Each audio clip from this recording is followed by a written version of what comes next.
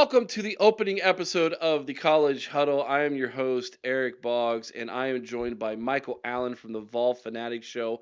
Michael, tell everybody who you are, what you do, and about your channel.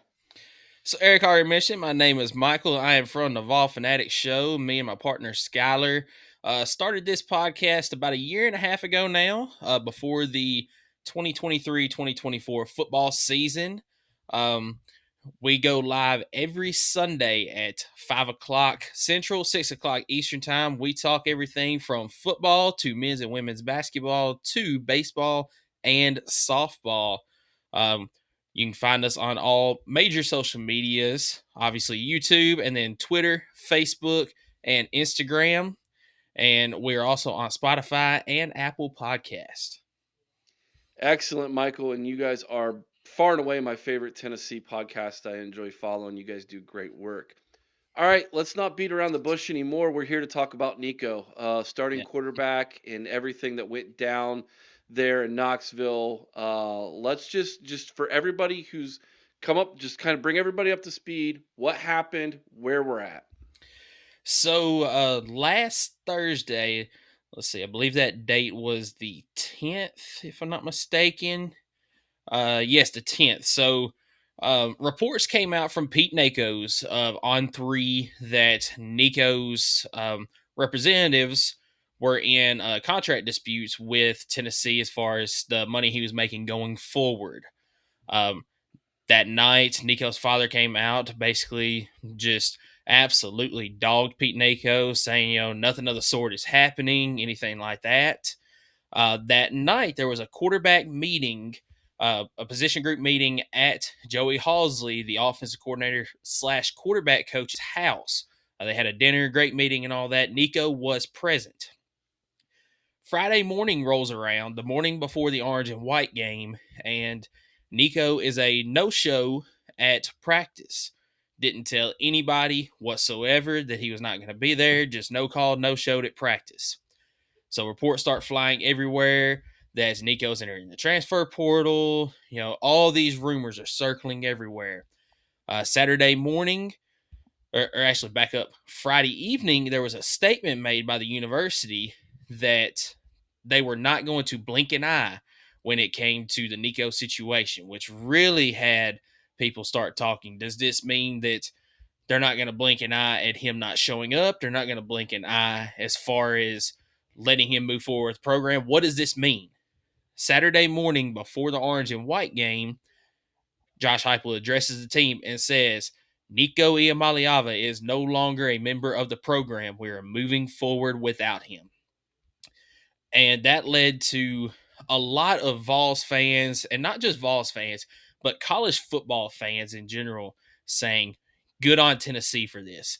You do not need anybody in the program that is bigger than the program. And that's exactly what Josh Heupel said in the press conference after the orange and white game. He said, nobody, including myself, is bigger than Tennessee, bigger than the program as a whole, which is exactly what you want from a head coach for the university. You cannot have somebody in the locker room that thinks that they are bigger than the team as a whole.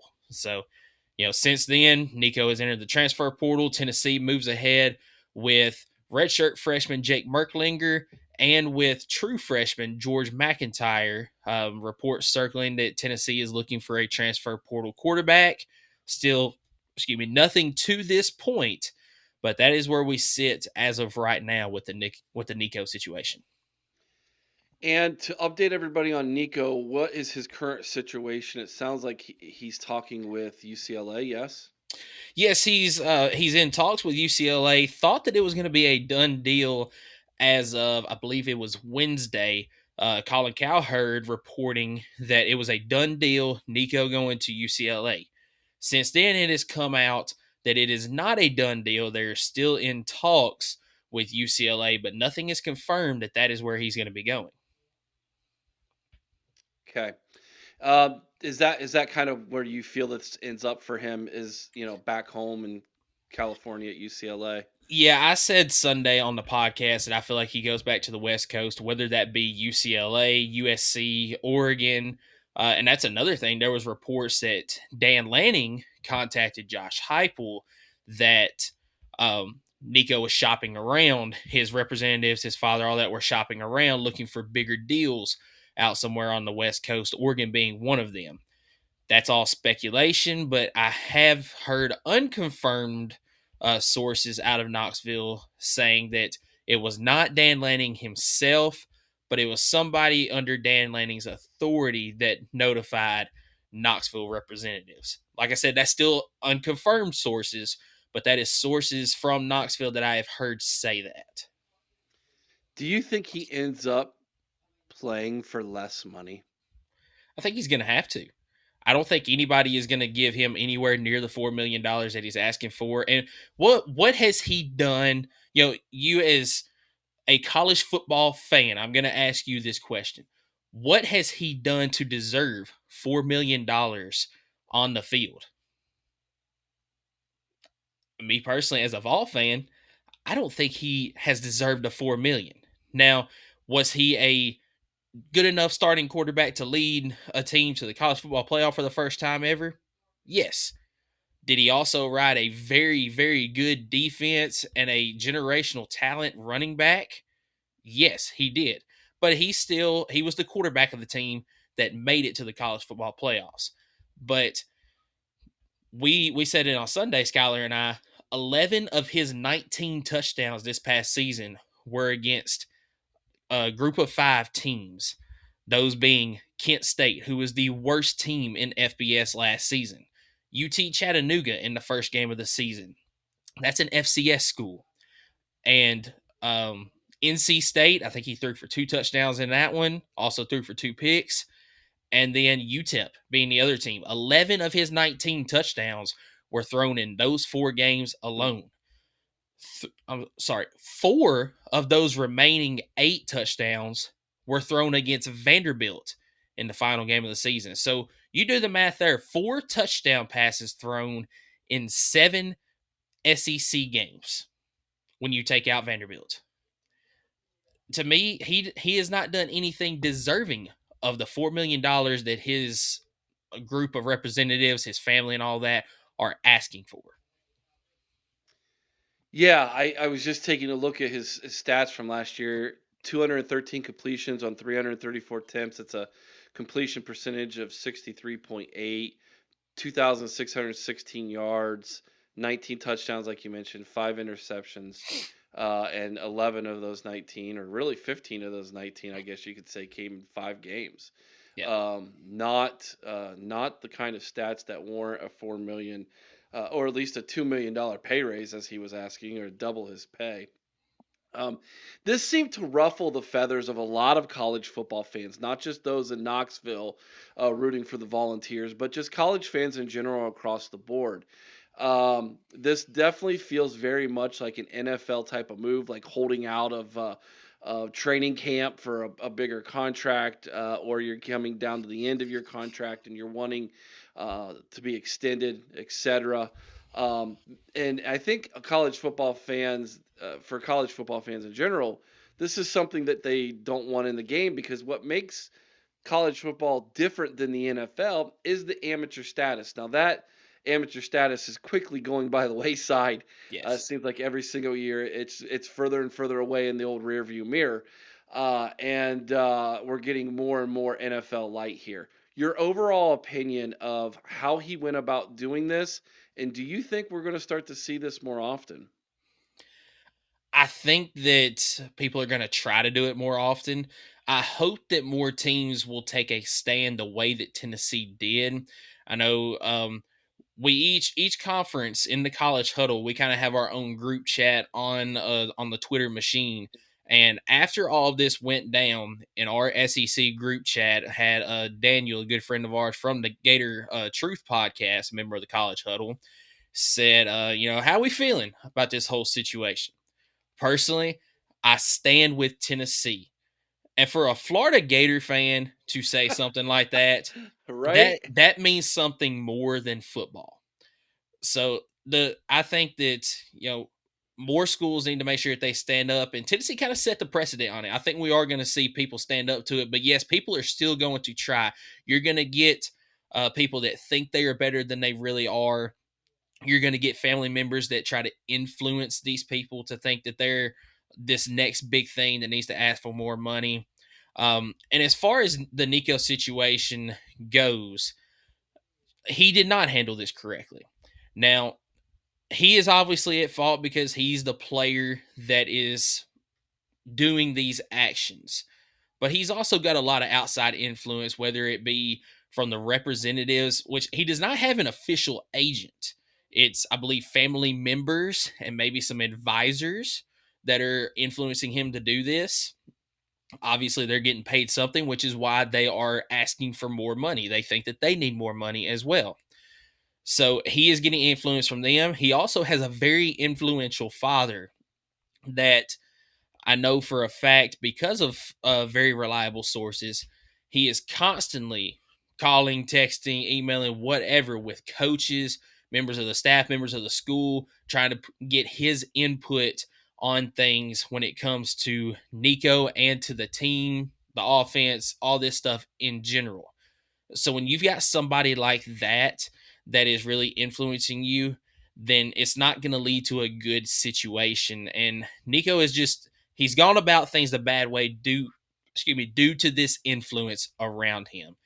For him to be able to succeed on his own, he's going to have to take the tough step and say, "Hey, I need representation that is professional and I need you to stay out of it." And until that happens, he's not going to go down the right path, no matter if he's at Tennessee, if he's at UCLA, or if he goes somewhere like Missouri State and or some sort of group of five school. If he goes down to an FCS school, he's going to have somebody that is reliable, somebody professional that is going to be in his corner giving him good advice. All right, let's turn the attention to your program without Nico there now. Any legs to the rumor that the NIL in for Tennessee is in trouble at all? Nothing that I have heard, to my knowledge. Spire Sports, which is the main NIL collective there, is perfectly fine. Um, Now I don't really get into a whole lot of the NIL side of things. I should, because that's the way that sports is going now. But I have not heard anything as far as Spire Sports, any of the NIL collectives up there being in trouble, anything like that.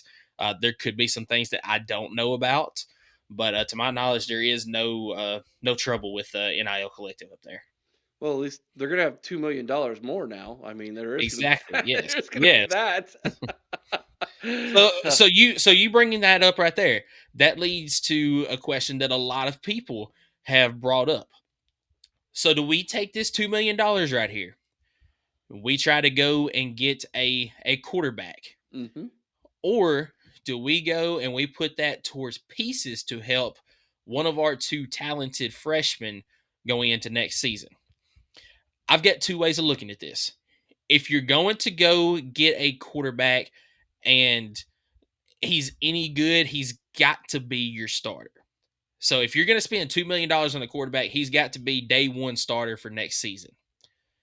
Me personally, the way that I look at it, I want to get a older quarterback that has had some success at either a group of five level or even a power five level, but may not be a day one starter at, let's just say, Ohio State, at Georgia, something like that.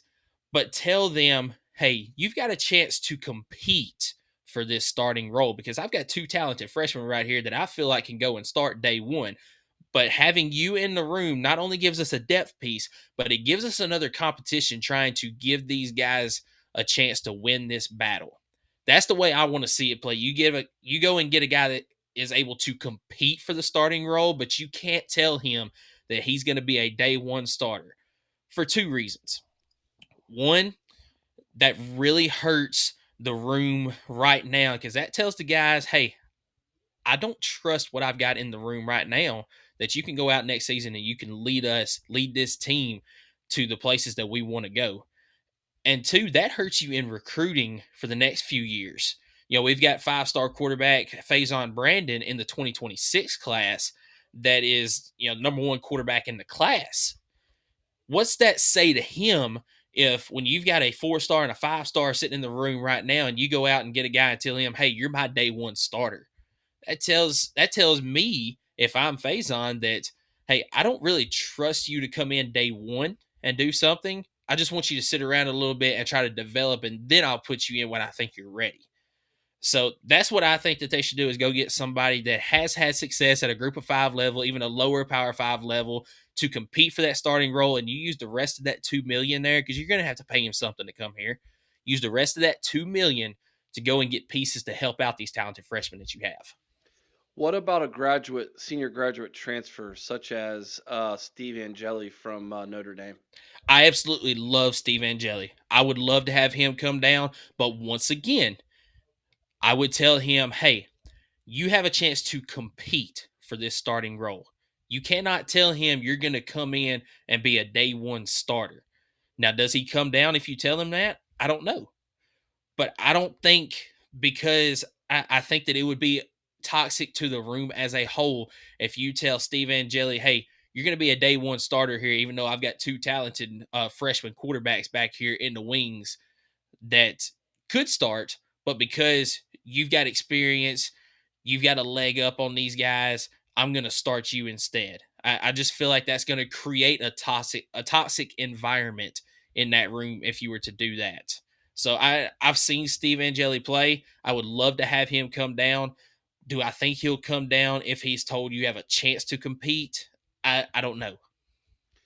I mean, I feel like he might if he feels like he can win the job. You know what I mean? Like he's got one shot left here. He doesn't want to obviously go to a scrub program. Hmm. He was just he actually got in and played in the college football playoff and played well, mind you, when he got his opportunity. And so, yeah, I think he might look at Tennessee and say that's a situation tailor made for me to jump into and actually have success, Hmm. betting on himself a little bit. We'll see. I think that's an incredibly interesting scenario that is laid out for you. But you do bring up a very important point, Michael, in that the overall health and mindset of that quarterback room is what Josh Heupels really has to keep in mind here. Are Yes. you worried that they might be a little bit fragile right now, a little bit frazzled from this as a room? So I think that I won't say that they're on the fragile side of things right now, but I do think that you are teetering on that line of, you've got to make the correct decision here, because that could turn into a fragile slash toxic type room if you don't make the right decision. But I do think that you need a depth piece, because Tennessee, the situation you're in right now, you only have two scholarship quarterbacks on the roster, and they are redshirt freshman Jake Merklinger and true freshman George McIntyre. So you have to have a depth piece. Obviously, you don't want to go out and get just anybody, but you definitely have to handle things the right way, which is why I say that whatever quarterback you bring in, you need to tell them you will have a shot to compete for this starting role. But you cannot, absolutely cannot tell them you're my day one starter coming in, because that will ruin the environment, the morale, all of that, not just of the quarterback room, but of the team as a whole. Because this team right now, at least as of the orange and white game, they all had nothing but great things to say about Nico as a person, as a competitor. I mean, we had one guy in particular, Arion Carter, starting linebacker. He said, that's my brother right there. But it's business as usual. We all have Merklinger and McIntyre's back. So you've got the team that has the two quarterbacks right now. They have their back. And if they have their back and you go and you get a transfer guy and tell him, hey, you got the keys right now, you're the starter, that's not going to sit well with the entire team, not just that quarterback room. So it's not in a fragile state, what I say right now, but it's in that kind of weird state of, you know, the wrong thing happens and it could very easily turn to a fragile state. Gotcha, gotcha. Are anything else with the Tennessee team that you want everybody to know before we take a look at a schedule real quick in closing?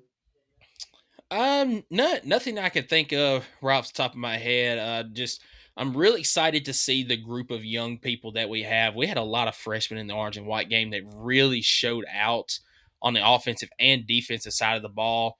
Have had a couple of secondary pieces have entered the portal. over the last week. Some of those just saw the writing on the wall. Hey, probably not going to get the time that, or get the playing time that we really wanted. One guy kind of surprised me a little bit. I felt like he was a solid second stringer that could be a starter at the beginning of the season. We've got our number one cornerback that you probably know well from guarding Jeremiah Smith in the bowl game, Jermon McCoy. He tore his ACL in spring workouts. He is expected back by the first game of the season, but obviously, not going through off-season workouts, it might be a bit of a, you know, working out type process towards the beginning, trying to stretch things out, figure some things out on that new ACL. So you're going to have to play some other guys first. So really excited to see what we have, especially from the young group and from the wide receiver group that was just decimated from transfers and from guys just out of eligibility. It's a brand new wide receiver room minus Chris Brazzell from last year as far as playing time goes. You do have 5-star Mike Matthews coming back, but did not receive a lot of playing time last year. Really excited about the young guys on this team. All right, let's take a look at the schedule here real fast since I got you here, Michael. Let's pull that up. Season starts off with an uh, interesting game in Atlanta, Georgia. So you're calling it a neutral site, but obviously much closer for you guys than for Syracuse. No Kyle McCord for the Orange, so you don't have to worry about that. They're going to be breaking in a new quarterback themselves. So I feel pretty good for Tennessee, especially with it being there in Hotlanta. I think this should be a win. What do you think? I agree. I think that no matter who you have at quarterback, whether it be a transfer portal quarterback, Jake Merkling or George McIntyre, I think that they are talented enough with the guys around them that they can get a win against Syracuse. And I was going to say win regardless of if it was Nico or if it was somebody else. I think that Tennessee's just got a little bit more talent than Syracuse does. Then you get three home games in a row there in the friendly confines. Eastern Tennessee State University, Georgia, UAB. I think ETSU and UAB should be auto dubs. Home game against Georgia. That's interesting. How you feeling with that early matchup against the top dog in the SEC? So I don't feel as good about it now, obviously, with the question marks at quarterback. If you were to ask me 3 weeks ago, I said, I love this spot of getting Georgia, the number 3 game of the season at home, because Georgia is also going to have a new quarterback this year. As Carson Beck Yep. transferred to Miami, so you're looking at probably Gunnar Stockton as the quarterback for Georgia this year. I said, maybe you can catch Georgia at a time they're still trying to figure things out, sneak out a win there, and really get the ball rolling for the rest of the SEC schedule. With our question marks at quarterback right now ourselves, I do still think the rest of Georgia's roster as a whole is still a little bit better than Tennessee. So I am going to say that is a loss right now, but I do still feel better about this season against Georgia than I have for probably the last 5 years. Excellent. All right, moving on here. Let's continue with the first road game of the season, second SEC game, going down to Mississippi State. Yeah, that trip to Starkville, you're gonna hear a lot of cowbells there, but I do think Tennessee goes down to Starkville and gets a win. I really, really like Jeff Lebby at Mississippi State, but I think that rebuild there is going to take a little bit more time than it might take at say Tennessee, say Texas A&M, LSU, a program like that. That you get a new coach in there, you get a couple of pieces, and hey, you could turn it around just like that. Mississippi State's a little bit different, so I think that you're still going to see a bit of a rebuilding year this year. They've got a fantastic quarterback coming back for his second year this year. Cannot off the top of my head think of his name, but he's very talented. So I think Jeff Lebby will turn some things around, but this season Tennessee is still going to go down to Starkville. I think they get a win. You're not. Is it Michael Van Buren Jr.? Is that who you're talking about? Yes, that's correct. Van Buren. There you go. All right, home game against Arkansas. Feeling good about that one too. I feel good about that one, especially after last year going down to Arkansas, losing a game that you really should have won. That was one of the worst games that Nico played last year. And that was one where people started really questioning Nico. I do think that getting Arkansas in Neyland Stadium this year is going to be a big revenge factor after last year. I think Tennessee comes out with a big win in this one by at least 2 touchdowns. Even with the questions at quarterback right now, I think the Tennessee can do that. On the road for two in a row to finish off October at Alabama, at Kentucky. You guys have played Bama pretty well as of late, and Kentucky is a rival game. Tell me about these two games. How you feeling? You guys going to go 2-0, 1-1, 0-2? What do you think?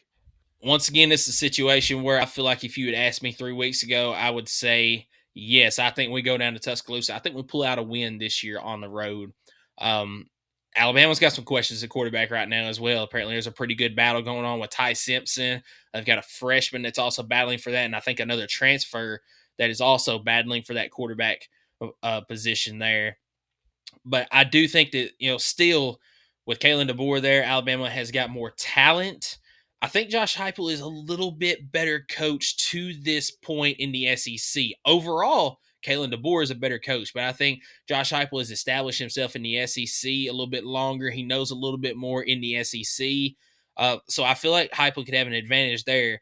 But at this point in the season, we're really going to find out who has figured things out. Is it Tennessee and their quarterback, or is it Alabama and their quarterback? I'm going to say this one right now is a loss in Tuscaloosa. That the home field advantage is really going to kick in here. Kentucky is little brother. Tennessee is going to go up there and get a win. It doesn't matter who is quarterback, who is playing. Tennessee will go into Kroger Field and they'll get a win. I'm not worried about that one whatsoever. Back home in Neyland for two more, you get Oklahoma. I don't believe you guys played them last year, if I'm not mistaken. Yes, This will be we the. we did travel to Oklahoma Did last you? year and, Okay. and got a win on the road. That was the first game where we really saw that Tennessee was going to rely on defense and the running game, as Tennessee got up. I believe it was 22-7, if I'm not mistaken, at halftime. And Josh Heupel pretty much told Nico, "Hey, you've done your job here. We're going to rely on the defense this second half." Only scored 3 points in the second half. Ended up coming out with a 25-15 victory. I think that Brent Venables is in a very interesting spot this season. He was given a contract extension at the end of last year. Um, I feel like I think he made a change to offensive coordinator. If he allows the offensive coordinator to really take control of the offense and run what he wants to, Oklahoma could be a very dangerous team this year. The problem is right now, Brent Venables is a coach that likes to kind of control both sides of the ball, even though he is a defensive specialist. So that could hurt Oklahoma like it did last year at times.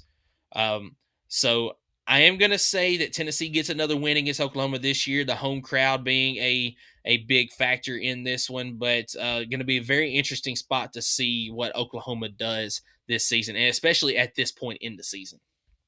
All right. So feeling good about both those, and then you're at Florida for the big rivalry game against the Gators. This is a Florida team that a lot of people think are taking steps forward in the right direction and should be a pretty good football team this year. This one feels like it could be, depending on what kind of Tennessee team we have to this point, kind of a make or break game for you guys as to getting in the CFP or not.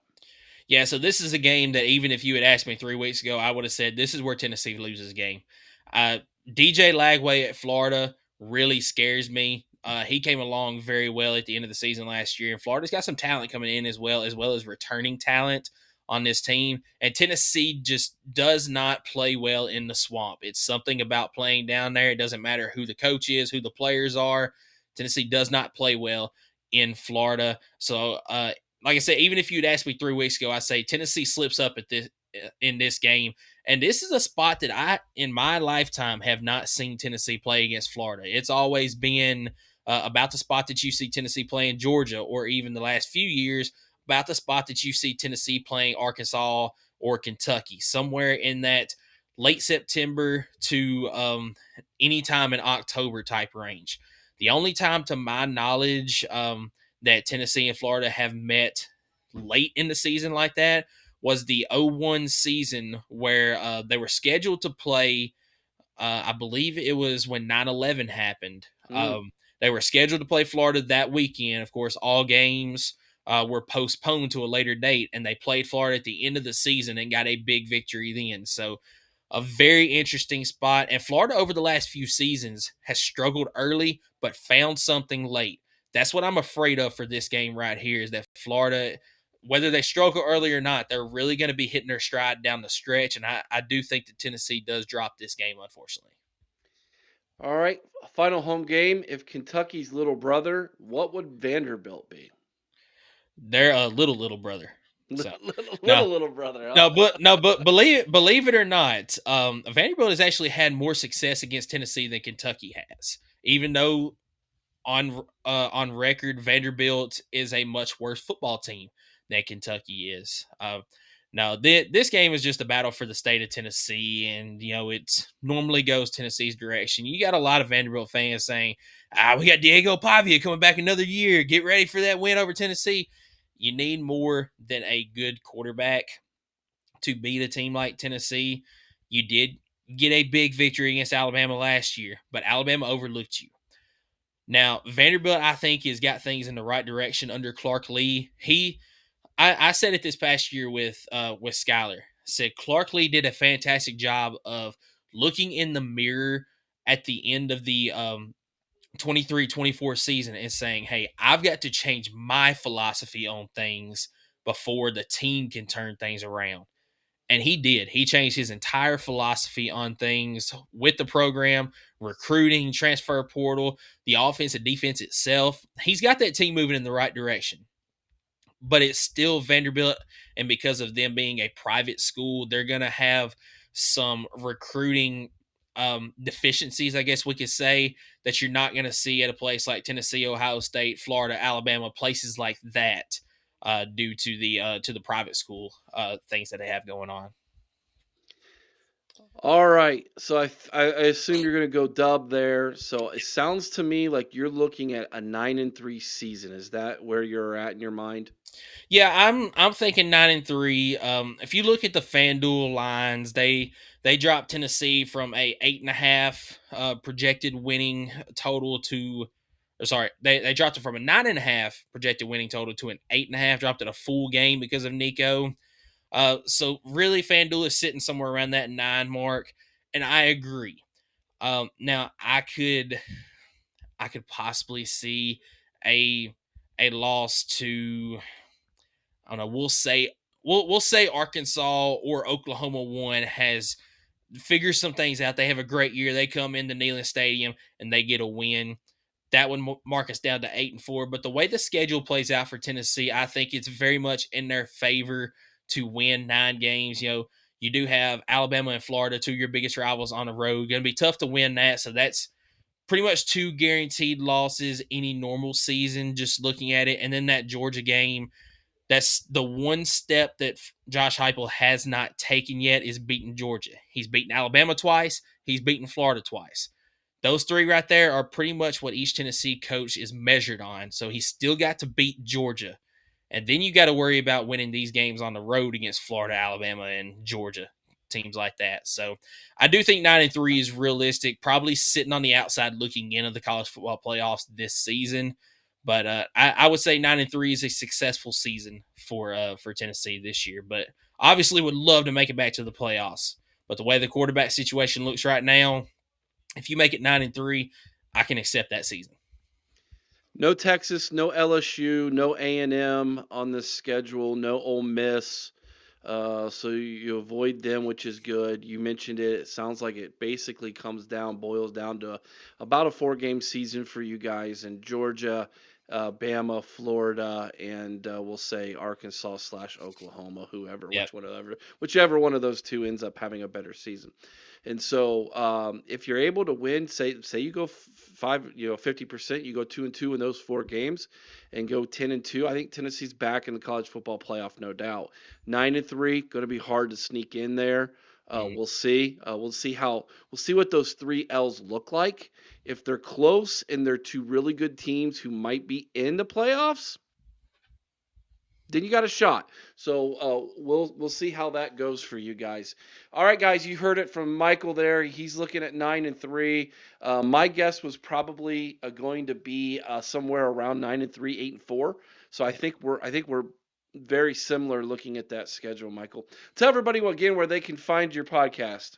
You can find the Vol Fanatic Show on YouTube, Spotify, and Apple Podcasts. That's where you find us as far as our podcast itself goes. We are also on all social medias. The Vol Fanatic Show on Facebook, Twitter, and Instagram. Um, and we also have a website. A shout out to Eric here for helping us get that set up. Really trying to get that going. I kind of had a lot of personal things going on as far as I got a new baby, so that's kind of helped the website take a step back some for us. But we do have a website. It is volfanatics.com.